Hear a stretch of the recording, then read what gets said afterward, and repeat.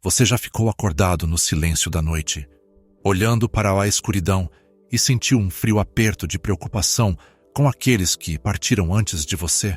Todos nós carregamos esse fardo silencioso. Pensamos em um pai, uma mãe, um cônjuge ou um filho que passou desta vida.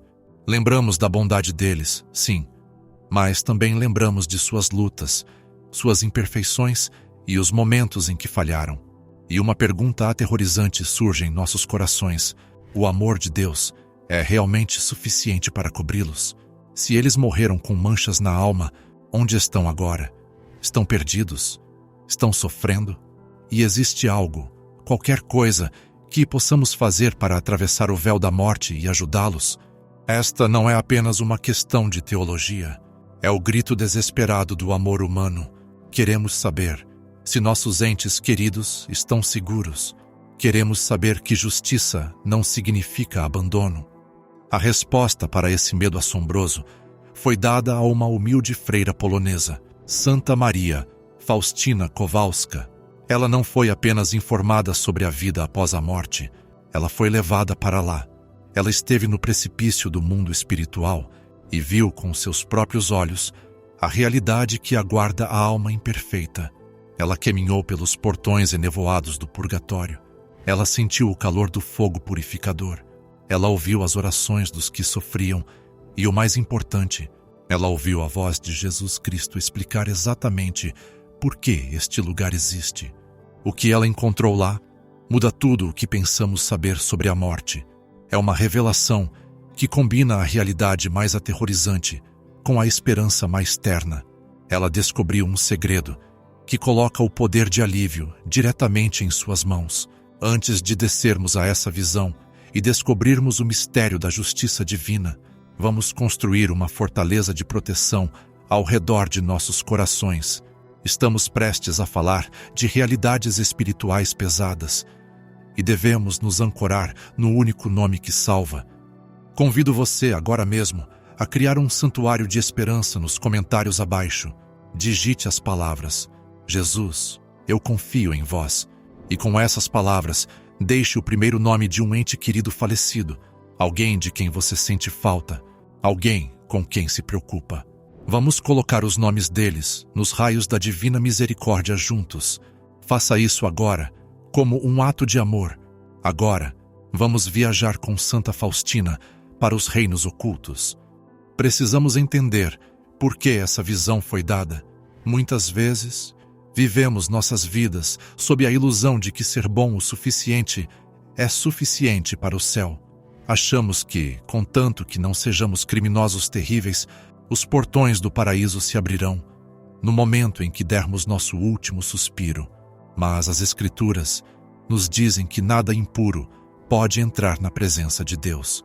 Deus é um fogo consumidor de amor perfeito, e entrar nesse fogo enquanto ainda estamos apegados ao nosso egoísmo, ao nosso orgulho ou aos nossos pecados menores, não seria alegria, seria agonia.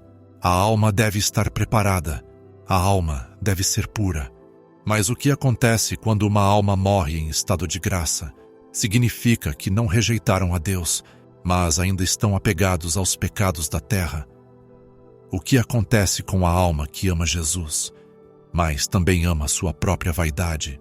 Santa Faustina nos dá a resposta em seu diário, especificamente na entrada que relata seu transporte físico ao purgatório. Era tarde da noite. Faustina estava sozinha em sua cela, envolta em oração, quando sentiu a presença de seu anjo da guarda. Não foi um sentimento vago, foi um comando. O anjo a instruiu a segui-lo. Em um momento, ela não estava mais em seu convento na Polônia. Ela descreve encontrar-se em um tipo de lugar enevoado. Era vasto, estendendo-se além do que seus olhos podiam ver, e estava cheio de fogo. Pare por um momento e tente ver o que ela viu. Este não era o fogo caótico e odioso do inferno. Isso era diferente, mas era fogo mesmo assim. E dentro dessas chamas, ela viu uma multidão de almas sofredoras. Este é o primeiro choque de sua visão. Essas não eram estranhos ou sombras anônimas, eram almas. Elas estavam conscientes, estavam cientes e estavam fazendo algo que pode surpreender você. Elas estavam rezando. Faustina escreve que elas oravam com grande fervor. Imagine a intensidade dessa oração, despojada de todas as distrações terrenas, sem telefones, sem trabalho, sem barulho. Essas almas estavam derramando todo o seu ser em oração, mas então Faustina notou a tragédia que parte o coração. Ela percebeu que, embora orassem com todas as suas forças, suas orações não lhes serviam de nada. Esta é a realidade aterrorizante do purgatório. O tempo de mérito acabou. Enquanto estamos vivos na terra, cada pequena oração, cada ato de bondade, cada momento de sofrimento oferecido a Deus nos ganha graça. Podemos mudar nosso destino enquanto respiramos, mas uma vez que a alma deixa o corpo, o tempo de mérito termina. As almas no purgatório não podem ajudar a si mesmas. São como um homem que caiu em um poço profundo. Ele pode olhar para cima, pode gritar, mas não pode sair sozinho. Ele precisa de uma corda lançada de cima. Ele precisa de nós. Faustina as observava, com o coração tremendo de compaixão. Ela se virou para seu anjo da guarda, que estava ao seu lado, mas ele permaneceu em silêncio, permitindo que ela absorvesse a gravidade da cena. Então, ela fez algo incrivelmente corajoso. Ela caminhou até as almas no fogo. Ela lhes fez uma pergunta. Ela perguntou: qual é o seu maior tormento? Se você fosse adivinhar, provavelmente diria o fogo. Você pensaria que a sensação física de queimar seria a pior dor, mas as almas responderam em uníssono, e sua resposta revela a verdadeira natureza da alma. Elas responderam: nosso maior tormento é o anseio por Deus. Deixe essas palavras penetrarem em seu espírito. Anseio por Deus. Na terra, estamos distraídos. Preenchemos nossa fome de Deus com comida, entretenimento, relacionamentos, ambições. Nós entorpecemos a dor em nossas almas, mas no purgatório, todas essas distrações são retiradas. A alma vê a verdade, vê que foi feita para Deus e somente para Deus. Vê a beleza do Criador, o calor de seu abraço, o oceano avassalador de seu amor e percebe que ainda não pode entrar. É como estar faminto, verdadeiramente e desesperadamente faminto e de pé do lado de fora de um salão de banquetes. Você pode sentir o cheiro do banquete, pode ouvir as risadas dos santos. Você sabe que seu lugar está esperando por você, mas não pode entrar, porque suas vestes estão manchadas de lama, e você sabe com dolorosa clareza que não pode levar essa lama para a presença do Rei. O fogo do purgatório não é apenas uma chama física, é o fogo de um anseio amoroso. É a dor do coração que quer se unir ao seu amado, mas é contido por suas próprias imperfeições. É um desejo ardente que consome o espírito. Faustina ficou impressionada. Ela viu a dor delas e viu o desamparo delas, e enquanto estava lá, testemunhando esse mistério, ouviu a voz de Jesus. Este é o momento em que a teologia da igreja se torna o sussurro de um amigo. Jesus falou com ela interiormente e disse palavras que atingem o âmago da tensão entre seu amor e sua santidade. Ele disse: minha misericórdia não deseja isto, mas a justiça o exige. Minha misericórdia não deseja isto. Devemos fazer uma pausa aqui. Devemos entender o coração de Jesus nesta frase. Ele não é um juiz cruel, que se deleita em ver seus filhos sofrerem. Ele não está sentado em um trono, verificando uma lista de punições com um olhar frio. Não, sua misericórdia não quer isso. Ele quer que cada alma voe direto para seus braços no momento em que morrer. Ele quer união imediata. Ele quer enxugar cada lágrima instantaneamente, mas então vem a segunda metade da frase: mas a justiça o exige. Por quê? Porque a justiça exige esse sofrimento. Imagine uma criança que quebra a janela de um vizinho. O pai perdoa a criança imediatamente porque a ama. O relacionamento é restaurado. Não há raiva, mas a janela ainda está quebrada. Alguém tem que pagar pelo vidro. A dívida permanece. Ou imagine uma pessoa que passou a vida inteira guardando raiva, ressentimento e fofoca. Ela se arrepende em seu leito de morte. E Deus, em sua infinita misericórdia, a salva. Ela vai para o céu, mas o hábito da alma As manchas deixadas por anos de raiva ainda estão lá. A alma está deformada. Se essa alma fosse colocada imediatamente na luz perfeita do céu, a luz machucaria. A pureza do céu pareceria um julgamento. A alma precisa ser remodelada, precisa ser endireitada. E esse processo de endireitar, esse processo de esfregar as manchas de uma vida inteira é doloroso. A justiça exige que a alma se torne capaz de suportar o peso da glória. Deus não as está punindo por vingança, Ele as está purificando por necessidade. Ele está preparando o vaso para que não se estilhasse quando Ele derramar seu amor infinito nele. Mas Jesus não deixou Faustina, ou a nós, apenas com esta imagem de sofrimento. Ele mostrou a ela a tábua de salvação. Enquanto Faustina observava as almas em sua prisão enevoada, ela viu algo mais que trouxe uma onda de alívio. Ela viu a Virgem Maria. As almas não a chamavam de Maria ou Mãe de Deus. Elas a chamavam de Estrela do Mar. Ela viu Maria se movendo entre as almas, e onde quer que Maria fosse, ela trazia refrigério. Imagine uma brisa fresca soprando através de uma fornalha. Imagine uma mão gentil repousando sobre uma testa febril. Maria, a Mãe de Misericórdia, visita essas almas para confortá-las, para lembrá-las de que essa dor não é eterna, que elas estão salvas, que são amadas e que sua libertação está chegando. Esta visão de Maria é crucial, porque nos lembra que o purgatório não é o inferno. No inferno, não há esperança. No inferno, só há ódio. No purgatório, há amor. As almas no purgatório amam a Deus. Elas aceitam seu sofrimento porque sabem que é necessário.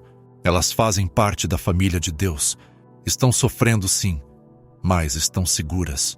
Elas conseguiram. Estão destinadas ao céu. É apenas uma questão de tempo, mas é aqui que a história se volta para você.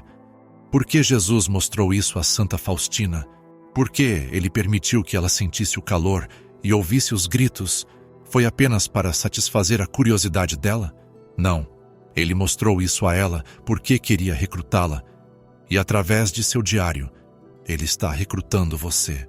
Lembre-se do que Faustina notou.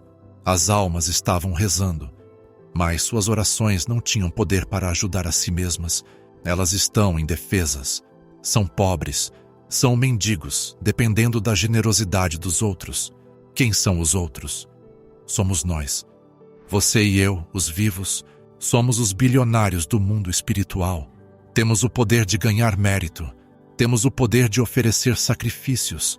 Temos o poder de rezar. Quando você reza o terço da Divina Misericórdia por uma alma no purgatório, é como se você estivesse na beira daquele poço e baixasse uma corda. Quando você oferece uma dor de cabeça, um dia difícil no trabalho ou um momento de paciência com uma pessoa difícil e diz: Jesus, ofereço isto pelas santas almas, você está derramando água fresca nas chamas. Jesus disse a Faustina que se soubéssemos o poder que possuímos, não deixaríamos passar um único dia sem oferecer alívio às almas do purgatório. Temos a moeda que elas precisam para pagar sua dívida. Esta é a missão de resgate. Jesus está nos dizendo: minha misericórdia não quer que elas sofram. Eu as quero comigo, mas a dívida deve ser paga. Você pagará por elas. Pense no nome que você escreveu nos comentários no início deste vídeo. Pense nessa pessoa. Talvez fosse uma avó que rezou por você quando você era jovem.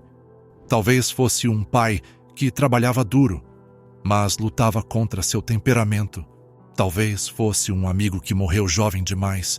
Eles podem estar naquele lugar enevoado agora, olhando para a luz, ansiando por Deus, esperando. Eles não podem se ajudar, mas podem ouvir você e estão esperando por sua oração. A visão de Santa Faustina não terminou apenas com a observação. Mudou toda a sua vida. Após essa visita, ela se tornou uma guerreira pelos mortos. Ela frequentemente ouvia as almas batendo em sua porta ou puxando seu hábito, pedindo oração. Ela entendeu que o laço de amor não é quebrado pela morte, ele é transformado. Há uma troca linda que acontece quando rezamos pelas almas no purgatório. Quando ajudamos a encurtar seu tempo de purificação, elas entram no céu. E no momento em que entram no céu, quem você acha que se torna a prioridade delas? Você. Elas se tornam seus intercessores mais poderosos. Elas ficarão diante do trono de Deus e dirão: Senhor, abençoai aquele que rezou por mim. Abençoai aquele que encurtou minha agonia. Derramai vossa graça sobre ele. Ao ajudá-las, estamos construindo um exército de santos que lutarão por nós quando nossa hora chegar. Mas há uma camada mais profunda nesta visão, uma que aborda o medo que todos carregamos sobre nossa própria morte. Muitas vezes nos perguntamos: serei capaz de suportar o julgamento? Sou tão fraco. Jesus deu a Faustina outra visão registrada mais tarde em seu diário, que serve como a companheira perfeita para a visão do purgatório. Ele mostrou a ela o momento da morte, para uma alma que confia em sua misericórdia. Ele disse: na hora da morte, defendo como minha própria glória toda alma que rezar este terço, ou quando outros o rezarem por uma pessoa agonizante. O perdão é o mesmo. Ouça a proteção feroz em sua voz. Defendo como minha própria glória. Ele não está lá como um promotor, tentando encontrar suas falhas. Se você confiou em sua misericórdia, se invocou sua ajuda, ele está lá como seu advogado de defesa, seu escudo e seu salvador. Ele fica entre você e a justiça do Pai e diz: este é meu, a dívida está paga. É por isso que a mensagem do purgatório é, em última análise, uma mensagem de esperança. Ela nos diz que Deus se recusa a desistir de nós. Mesmo se morrermos inacabados, Ele nos terminará. Mesmo se morrermos com manchas, Ele nos lavará. Ele nos ama demais para nos deixar sujos, mas nos ama demais para nos banir se ainda não formos perfeitos. O purgatório é a invenção de um Deus que fará qualquer coisa para trazer seus filhos para casa, mesmo que cheguem com lama nos sapatos. No entanto, não devemos ser complacentes. O fogo é real. O anseio é doloroso. A separação é a maior agonia que uma alma pode suportar. Não devemos mirar o purgatório, não. Devemos mirar o céu. Devemos buscar fazer nosso purgatório aqui e agora, através da confiança, através do amor e aceitando os sofrimentos desta vida. Então, o que fazemos hoje com esta revelação? Como respondemos à visão de Santa Faustina? Primeiro, devemos nos tornar os campeões dos mortos. Não presuma que seus entes queridos já estão no céu e pare de rezar por eles. Se eles já estiverem lá, suas orações não são desperdiçadas. Deus as aplica a outra alma que não tem ninguém para rezar por ela. Mas se eles ainda estiverem esperando, sua oração é a tábua de salvação deles. Crie o hábito. Toda vez que passar por um cemitério, diga um rápido: Jesus, tende misericórdia. Toda vez que ouvir falar de uma morte nas notícias, ofereça um terço. Às 3 horas, a hora da misericórdia, tire um momento para lembrar das almas no lugar enevoado. Segundo, devemos olhar para nossas próprias vidas. Devemos nos perguntar: o que estou segurando que queimaria na presença de Deus? A que raiva, a que falta de perdão, a que pecado secreto estou me apegando? Solte isso agora. Deixe o fogo do Espírito Santo purificar você agora, suavemente através destes sacramentos e através da oração, para que você não precise do fogo do purgatório mais tarde. E, finalmente, devemos confiar. O inimigo de nossas almas quer que olhemos para o purgatório e vejamos apenas medo. Ele quer que pensemos que Deus é severo. Mas Jesus quer que olhemos para o purgatório e vejamos misericórdia. Ele quer que vejamos um Deus que fornece um caminho onde parece não haver caminho. Minha misericórdia não deseja isto, disse Jesus. Ele quer você em seus braços. Ele anseia por você tanto quanto as almas anseiam por ele. Há uma história que Santa Faustina conta sobre uma noite em que uma irmã que havia morrido 2 meses antes apareceu para ela. A irmã estava em uma condição terrível, cercada por chamas e sofrendo profundamente. Faustina perguntou a ela: minhas orações ajudam você? A irmã respondeu: sim, mas minhas dívidas são pesadas. Faustina rezou fervorosamente por ela. Algum tempo depois, a irmã apareceu novamente durante a noite, mas desta vez as chamas haviam sumido. Seu rosto estava radiante, brilhando com uma alegria indescritível. Ela estava indo para Deus, mas antes de partir, inclinou-se e disse a Faustina: "Estou indo agora, mas não me esquecerei de você. Essa é a realidade, essa é a troca. Não estamos separados por um muro de silêncio. Somos um só corpo. A igreja na terra e a igreja sofrendo no purgatório estão conectadas pela ponte da oração." Ao chegarmos ao final desta reflexão, quero que feche os olhos por um momento. Imagine a estrela do mar, a Virgem Maria, caminhando pela névoa. Imagine-a se aproximando do seu ente querido, aquele cujo nome você escreveu. Imagine-a colocando uma mão fresca na testa dele. Imagine-a sussurrando que você não se esqueceu dele, que você está rezando por ele.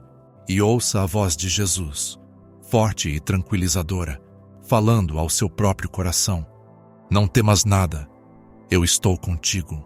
Minha misericórdia é maior que seus pecados, maior que seu passado e maior que a própria morte. Não deixe este dia passar sem usar o poder que Deus lhe deu. Você tem as chaves para destrancar a prisão, tem a água para saciar a sede. Você tem o amor para superar a distância. Reze por eles, confie por si mesmo e descanse na certeza de que a misericórdia de Deus não parará até que cada um de seus filhos esteja em casa em segurança." Se esta mensagem tocou seu espírito, se lhe deu uma nova esperança por aqueles que você perdeu, por favor, compartilhe isso com alguém que está de luto. Seja um missionário do conforto e lembre-se, a conversa não termina aqui. Toda vez que você vir aquele "Jesus, eu confio em vós" nos comentários, faça uma oração por aquela pessoa. Vamos nos tornar uma comunidade de intercessores, uma fortaleza de misericórdia que os portões do inferno não podem resistir. Que a divina misericórdia de Jesus envolva você em paz, que a estrela do mar te guie e que as almas dos fiéis defuntos, pela misericórdia de Deus, descansem em paz. Jesus, nós confiamos em vós. Pausa. Respiração profunda. A voz muda para um tom de ensino mais profundo e meditativo. Devemos ir mais fundo agora, porque assim que o choque inicial da visão se dissipa, a mente começa a perguntar: como? Como esse mecanismo de justiça realmente funciona? Para entender o purgatório como Santa Faustina ouviu, devemos entender o conceito da veste da alma. A Escritura fala do banquete de casamento. O rei convida a todos, os bons e os maus. Mas quando o rei chega, vê um homem sem a veste nupcial, e esse homem é expulso. O que é essa veste? É a graça santificante, é a vida de Deus dentro de nós. Se morrermos com essa veste, estamos salvos, estamos na festa. Mas imagine que sua veste seja real, e imagine-a como uma túnica branca dada a você no batismo.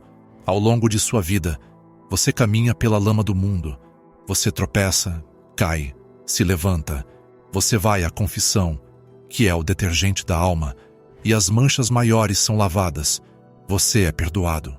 Mas olhe atentamente para o tecido. Mesmo depois que a lama é lavada, não há rugas, não há leves descolorações onde a lama ficou por muito tempo, não há cheiro de fumaça dos lugares onde você não deveria ter estado. É isso que o purgatório aborda. Não é sobre o status legal de culpado ou inocente. Isso é resolvido na morte. Se você está em Cristo, você não é culpado. O purgatório é sobre condição. É a lavagem a seco cósmica da veste nupcial. Santa Faustina viu que as almas entendiam isso. Ela notou algo profundo. As almas no purgatório não se rebelam. Elas não amaldiçoam a Deus pelo fogo. Na verdade, Santa Catarina de Gênova, outra grande mística, explicou que as almas no purgatório se jogam no fogo voluntariamente. Por que fariam isso? Porque elas veem Deus. Elas veem sua perfeição absoluta e cegante, e então olham para si mesmas e ficam tão envergonhadas de suas manchas, tão apaixonadas por sua beleza, que prefeririam queimar 1000 anos para ficarem limpas do que ficar diante dele com uma única partícula de sujeira. Elas querem ser belas para ele. O fogo é a manifestação de seu próprio desejo de serem dignas do amor que vem. Faustina escreve na entrada 36 do diário que viu a justiça de Deus como uma balança. De um lado estava o pecado do mundo, do outro lado estava a punição devida. E ela viu que os anjos seguravam a balança e tremiam. Ela perguntou a Jesus: como se pode apaziguar essa ira? E Jesus lhe respondeu novamente, apontando para o terço, apontando para as obras de misericórdia. Ele mostrou a ela que um único ato de puro amor na terra pesa mais do que uma montanha de pecados. Pense nessa física. Uma montanha de pecados, fria, pesada, escura, e um único ato de amor, minúsculo, mas ardendo com o fogo de Deus. O amor supera o pecado. É por isso que suas orações pelos mortos são tão poderosas. Quando você reza por uma alma no purgatório, está colocando um peso de amor no lado dela da balança. Você está inclinando o equilíbrio. Você está pagando o último centavo. Mas há um perigo que devemos evitar. Vivemos em um mundo que praticamente parou de acreditar no purgatório. Vamos a funerais onde nos dizem, eles são anjos agora, ou estão olhando por nós lá do céu. Esse sentimento vem de um lugar bom. Queremos consolar os que sofrem, mas se ainda não for verdade, é a coisa mais cruel que podemos fazer. Se uma alma está no purgatório, gritando por água, e ficamos parados dizendo, ele está bem, está festejando, então paramos de enviar água, paramos de enviar oração. Nós os abandonamos em sua hora de maior necessidade, porque nos consolamos com uma linha do tempo falsa. Santa Faustina nos alerta contra essa presunção. Ela era uma santa, uma mulher sagrada, e ainda assim pediu a todos, quando eu morrer, rezem por mim. Não presumam que estou no céu. Se uma santa pede orações, quanto mais nós precisamos delas. Há uma visão no diário, entrada 20 novamente, onde Faustina diz que viu o anjo da guarda que recebeu ordem de segui-la. Este é um detalhe reconfortante que muitas vezes perdemos. Ela não estava sozinha no purgatório. Seu anjo da guarda estava lá. Isso nos diz que, mesmo em nossa purificação, não somos abandonados pelas hostes angelicais. Seu anjo da guarda, que esteve com você desde a concepção, que viu você cair e se levantar, que protegeu você de acidentes e demônios, esse mesmo anjo vai com você para o julgamento. E se você tiver que ir para o purgatório, esse anjo fica à beira do fogo purificador, esperando. O anjo não pode tirar a dor, porque a dor é necessária para a sua cura, né? Mas o anjo oferece presença.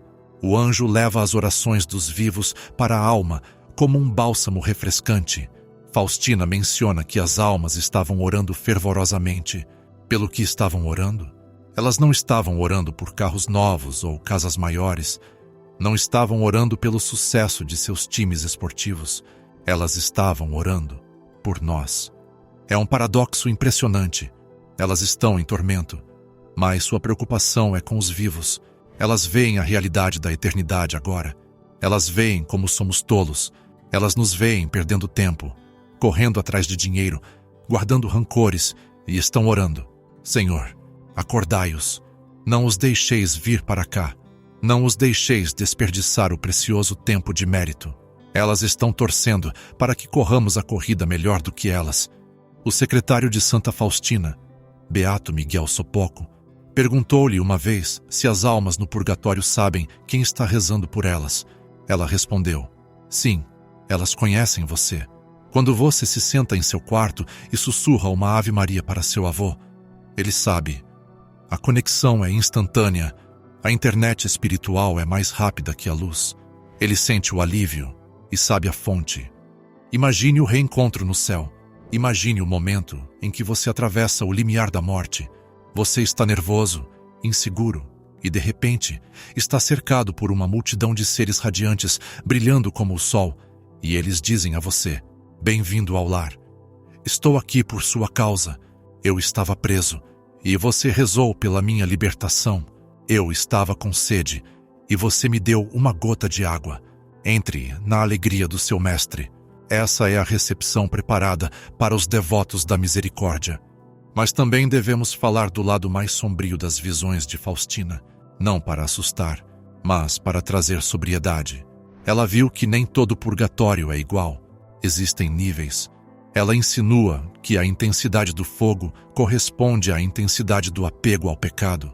Aqueles que amaram o mundo profundamente, que eram obcecados com seu próprio prazer, que ignoraram os pobres, o fogo deles é mais quente, porque a madeira do pecado deles é mais grossa, é preciso mais calor para queimá-la. Aqueles que foram gentis, bondosos, mas talvez lutaram com pequenas vaidades ou pequenos medos, a purificação deles é mais leve. E há aqueles que ignoram o purgatório completamente. Este é o objetivo. Faustina perguntou a Jesus como evitar o purgatório. A resposta dele foi simples, mas difícil para o nosso orgulho aceitar. Ele disse a ela: a alma que confia na minha misericórdia e está cheia da minha paz, não precisa do fogo. E ele fez uma promessa específica sobre a festa da Divina Misericórdia. Ele disse que, naquele dia, no domingo após a Páscoa, a alma que for à confissão e receber a Santa Comunhão obterá o perdão completo dos pecados e da punição. Por favor, escute essa distinção: perdão dos pecados e da punição. A confissão perdoa o pecado, mas geralmente a punição, a dívida, a janela quebrada, permanece. Mas na festa da misericórdia, Jesus abre as comportas. Ele limpa a lousa, ele paga a dívida inteiramente. Se você morrer imediatamente, após receber a graça do domingo da Divina Misericórdia, vai direto para o céu. Você ignora o fogo, você ignora o lugar enevoado. Você vai dos braços do Padre para os braços do Pai. Por que tão poucas pessoas aproveitam isso? Porque não sabem ou não confiam. Elas acham que é fácil demais, acham que já fizeram muitas coisas ruins. Deus não pode simplesmente apagar tudo com uma comunhão. Esse pensamento é um insulto à misericórdia. É dizer que seu pecado é maior que a bondade de Deus. É dizer que sua dívida é cara demais para Jesus pagar. Santa Faustina viu o oceano de misericórdia. Ela viu que todos os pecados do mundo, desde o início dos tempos até o fim, são como uma gota de tinta preta caindo no Oceano Pacífico. O oceano fica preto? Não. A gota desaparece. Ela se foi. Foi engolida. É isso que Deus quer fazer por você, mas você deve permitir. Você deve deixar cair a tinta no oceano. Então, vamos voltar à mensagem central. Minha misericórdia não deseja isso. Deus não é um sádico. Ele não cria o purgatório como uma armadilha. Ele o configura como um lavabo antes do banquete, mas prefere que você se lave aqui. Ele prefere que você use o sabão dos sacramentos e a água da confiança enquanto ainda está vivo. Minha misericórdia não deseja isso. Ele quer que você seja feliz. Ele criou você para a alegria. Faustina escreve na entrada 741: vi a glória de Deus, que flui da fonte de sua misericórdia, e ela entra nas almas dos justos, mas também nas almas dos pecadores. E vi como todas as criaturas louvam a misericórdia do Senhor.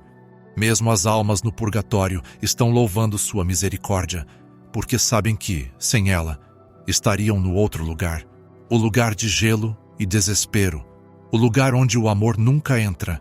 O purgatório é, de uma forma estranha, um triunfo da misericórdia.